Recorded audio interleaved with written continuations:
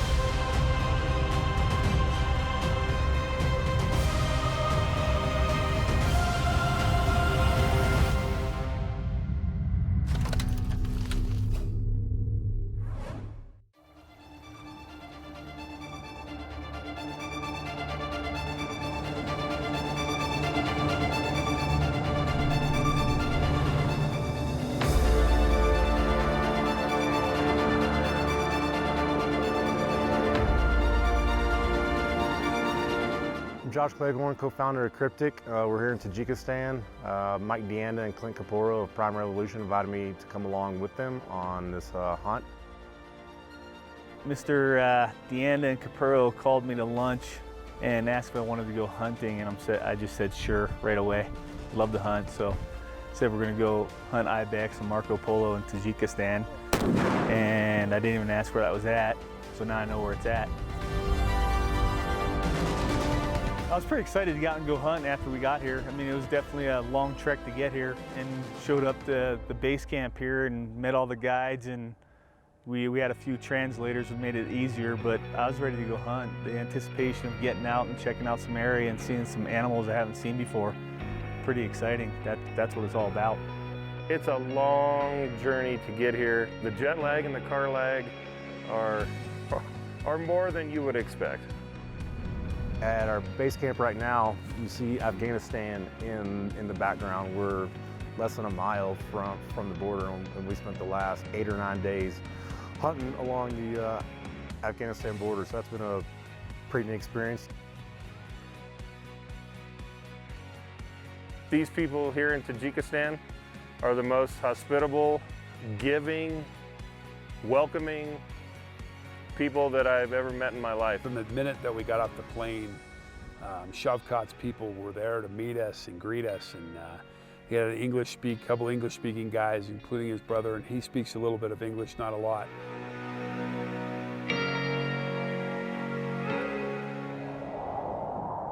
The first few days here was spent Ibex hunting. Ibex typically hang out a little bit higher than the Marco Polo sheep, so there's a lot of vertical altitude hiking. It took us 2 days to get on a group. I knew a little bit that it was going to be hard hunting, lots of travel, something I have never done. Quite an experience, kind of one of those, something you have to do in your lifetime. Test your abilities, test your skills, and I knew it would be a lot of fun with the group of people we had. I had hunted before in Argentina with Josh and Clint, so I knew the group of guys I had, and I've known Mike Deanda for a long time.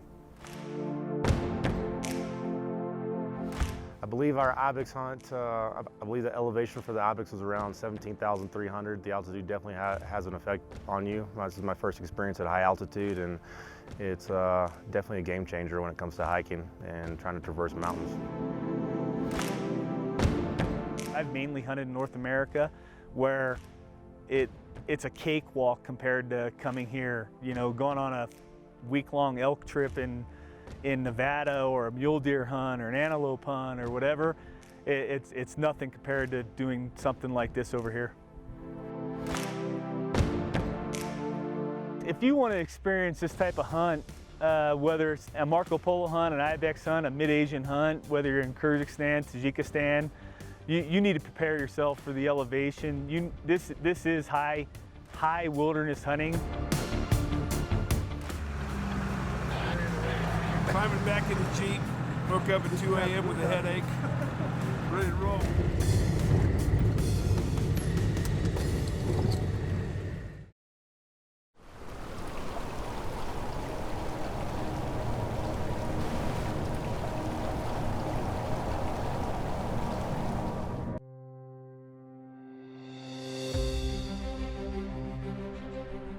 we first got out to go hunt, I went with Josh. We had a couple of the guides, Saddam, Marshawn, and we went on a little bit of a drive. It's always entertaining. You got to go through a checkpoint. You get help there a little bit. And we actually found some Ibex the first day. The first few days we hunted Ibex. Took us a few days to find a group of billies. Finally found them, put a nice little stock on them, straight up vertical scent to get on top of them. The elevation was definitely a shock, and I think actually the first 2 days I hunted were the highest points I was at, and you could tell the first day or two that, whoa, this is serious. When you take 10 steps, and we've all trained.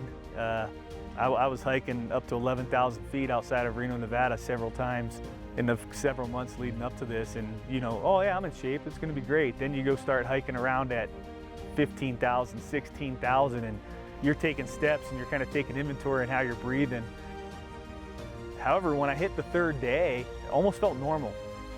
It almost felt normal. Now, you never quite feel like you're up to par when you're trying to keep up with some of these guides. I mean, these guys are flat out billy goats. They go everywhere, so. I mean, I think we're at 12.5 right now, and it feels like we're back home. There's not an effect now. Next day we went out, got on the same Ibex. We were 17,000 feet in elevation or something. Josh and I tried to do a little tandem shoot, and I hesitated a little bit, like half a second, and I wasn't able to shoot the Ibex I was trying to shoot, and Josh put an Ibex down right there, and I ended up getting a shot about 750 yards on an Ibex. Made a good shot at 400 yards for a nice Ibex trophy. After we finished up with the Ibex, me and 3 guys ended up spiking out for about 3.5 days. We averaged about 15 miles a day. Slept in a tent, tried to find a bunch of groups of rams. We finally found some. On the third day, put them to bed. The next morning, did a 5-hour hike to get up on a mountain ridge up above them and wait for them to make the move. You got him. They finally moved and was able to score on a 58-inch, probably 10-year-old ram. It was probably his last year to be alive. He was starting to break his horn from fighting, and he probably wouldn't have survived the winter, but it was an absolutely amazing hunt. It was probably the most physical mountain hunts I've been on. A lot of people talk about Tajikistan where you drive around in Jeeps and shoot your sheep out of Jeeps. Well, that was not the case on this hunt. It was a straight spike in, carry everything for 4 days, and it was a challenge to hike all day and live at 15,000, 17,000 feet. That definitely took its toll on my body.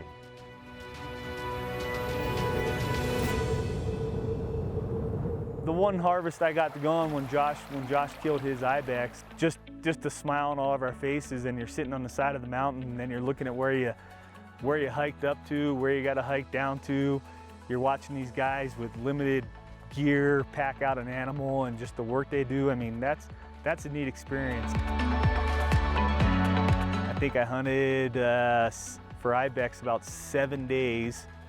Covered a lot of ground between Jeep rides and walking. I probably covered hundreds of miles. Had one of our stalks blown out by a snow leopard, pretty entertaining. Had my guide chased by a bear. Seen lots of unique things. Been on top of a glacier. I've been in awe a little bit of just the country and just the way of life over here and what people do and how hard these guys work. And these guides, they're just incredible. They're incredible. They make you feel out of shape, that's for sure.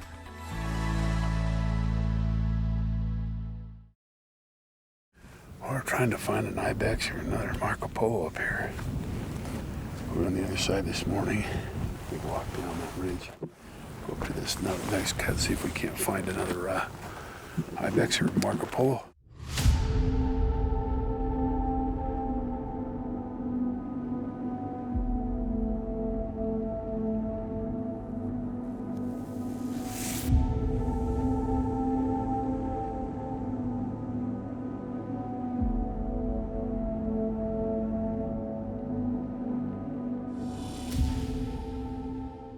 We were back there on the other side of this lake, and the guide spotted him. So we kind of walked over here to this little knob, got in position, and the closest we could get without losing sight of the animals. Mike, you see them? The three of them. Yeah, which one? The bottom one. It's 792 yards. His head's to the left. Head to the left, yeah, the two are standing above. So the one which is at the bottom. Okay. 792. 792.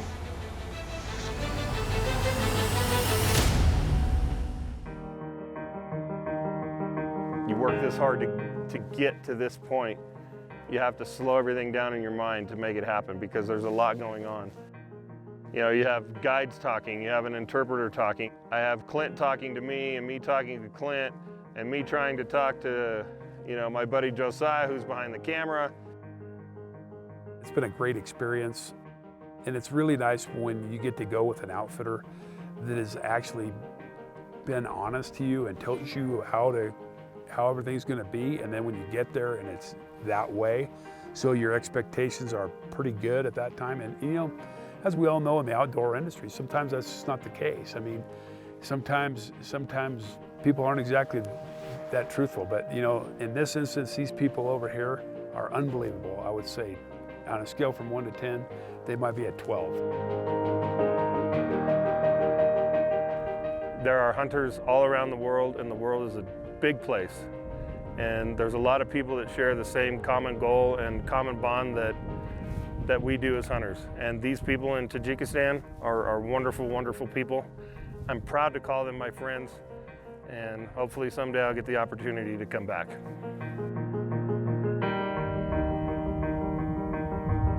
They've been escorting us now for, I don't know how long we've been here, 10, 15 days. It seems like forever. It's probably the longest trip I've ever been on, but you know, they don't leave us alone. They're constantly servicing everything. Their amenities are unbelievable out here in the middle of nowhere, and I'm telling you, we are in the middle of nowhere. There's nothing here until you get here and see how these people are living and how just unbelievable tough they are in these mountains. And it's been an unbelievable cultural experience for myself and Mike, as well as Josh and Mike. Fantastic.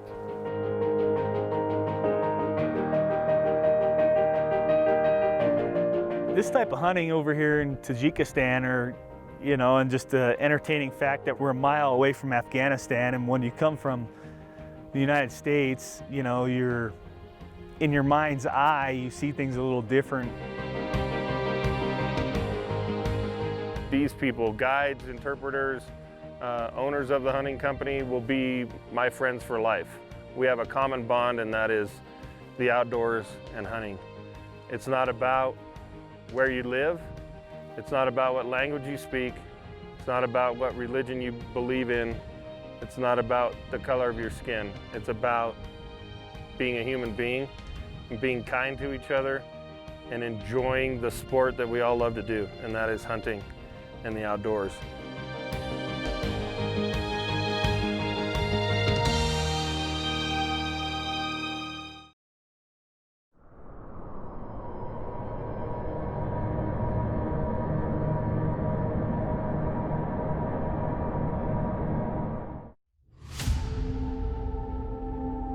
Lots of people on the mountain, which is the way these guys hunt over here.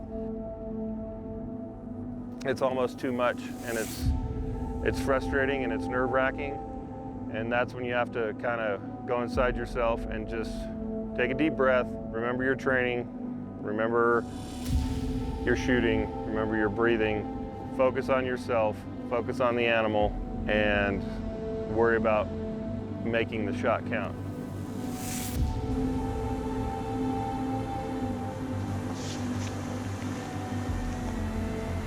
Soft moving.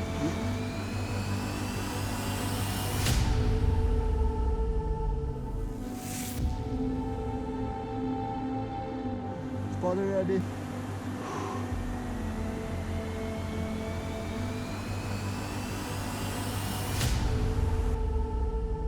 One, two, three. Whoa, kiss. Awesome.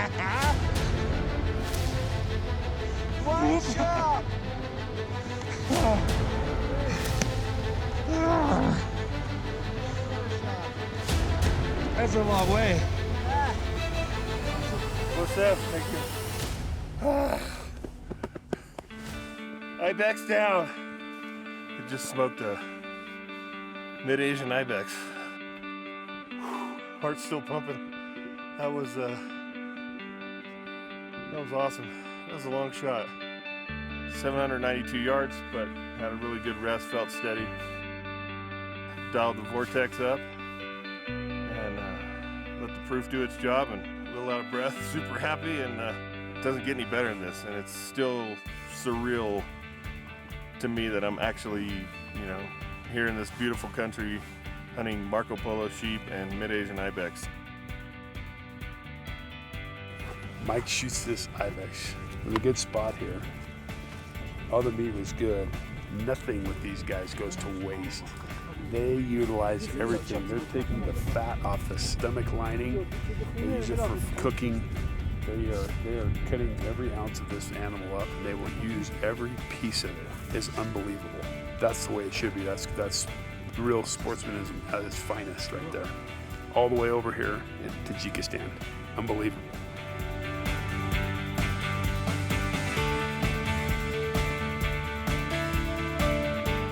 Pretty much everybody's tagged out. Buddy Josh and I got our rams and our Ibex, so thought we'd do a little wolf hunt / drive around relaxation last day hunt here in Tajikistan. It's been a great trip so far. Maybe we can get a wolf down, and that'd be kind of cool. So the mountain wolves that they have over here are a huge problem, and there's a lot of them, and they wreak havoc on the sheep and the Ibex. They're legal to shoot, and the guides want us to shoot them, but every time we had the opportunity to shoot at a wolf, we were either going, driving into a valley to walk to go glass for Marco Polo sheep, or driving into a valley to go walk to glass for Ibex. So they didn't want to spook any other animals that were in the area by shooting at a wolf. The wolves are just as cagey as the sheep and the Ibex over here. They can see you from 5 miles away, and they just take off running. They don't even stop to give you an opportunity to shoot at them. But it would have been nice to get one. I got to spend time with two of my best friends, with Clint Capurro and Mike Deanda, who are not only friends of mine, but we work together. We're in the same industry back in Reno. So it's just the quality time spent with people is part of the experience, but it's unheard of the items you experience and when you do something like this. All of us in this group, we all went through a lot this week, whether you had a migraine from the altitude, whether you had stomach illness from water, whether you're out of water, whatever you're going through. It is a good way to get to know how mentally tough you are and how physically, strong you can be, or you may want to be in the future for this type of hunt, but it's something you have to experience if you really want to test your outdoor skills. It's been fun, unbelievable. We've seen some unbelievable animals. The whole experience, the country, the culture, the people, the camaraderie with my best friends that are on this trip with me. What an unbelievable trip. Everybody's scared about going, across the border or whatever. I mean, these guys over here are the greatest people that I've ever been around in my life. Shavkat is just, his operation and his people here are unbelievable.